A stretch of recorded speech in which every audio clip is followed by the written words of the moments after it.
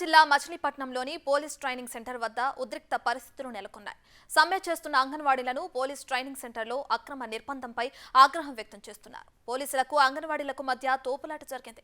చలో విజయవాడ నేపథ్యంలో విజయవాడలో పెద్ద ఎత్తున అంగన్వాడీలు అరెస్టు చేశారు. అయితే వారిలో కొందరిని మచిలీపట్నంలోని పోలీస్ ట్రైనింగ్ సెంటర్కు తరలించారు. క్రమంలో అక్కడ ఉద్రిక్తత నెలకొంది. ట్రైనింగ్ సెంటర్లో 1000 మంది పైగా అంగన్వాడీ కార్యకర్తలను నిర్బంధించారు.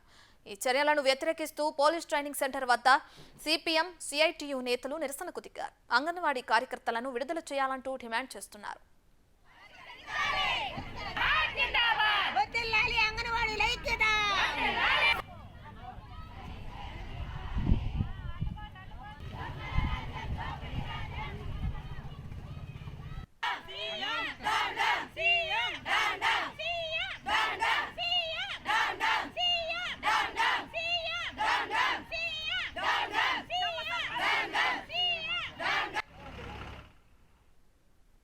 ఎటువంటి మార్పు లేనందువల్ల మేము చేసిన సంతకాలు, కోటి సేకరణ సంతకాలు తీసుకురావాలని పిలుపునివ్వటంతో రాజధాని విజయవాడ రావడం జరిగింది.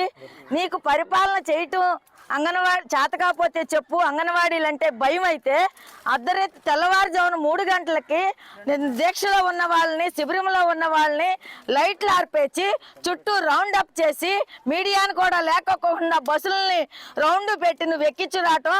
అంగన్వాడీలు అంటే నువ్వు భయపడుతున్నావా? ఇదేనా నీ పరిపాలన?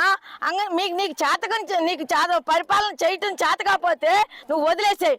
పోలీసులు నానా బీభత్సంగా మహిళలను లేకోకుండా ఈ ఎంత బాధగా ఉందంటే నువ్వు అట్లా ట్రైనింగ్ ఇచ్చి వదిలేసావా? మాకైతే అర్థం కావట్లేదు.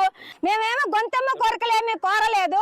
అంగన్వాడీ వాళ్ళని భయభ్రాంతులకు గురి చేసి నిర్బంధాన్ని ప్రయోగించి ఉద్యమాన్ని ఆపాలని చెప్పేసి చూస్తే ప్రభుత్వానికి మట్టి కనిపించేస్తారు అంగన్వాడీ వర్కులు. ఆ విషయం చరిత్ర రుజువు చేసిందనే విషయం రాష్ట్ర ప్రభుత్వం గుర్తుపెట్టుకోవాల్సిన అవసరం ఉంది.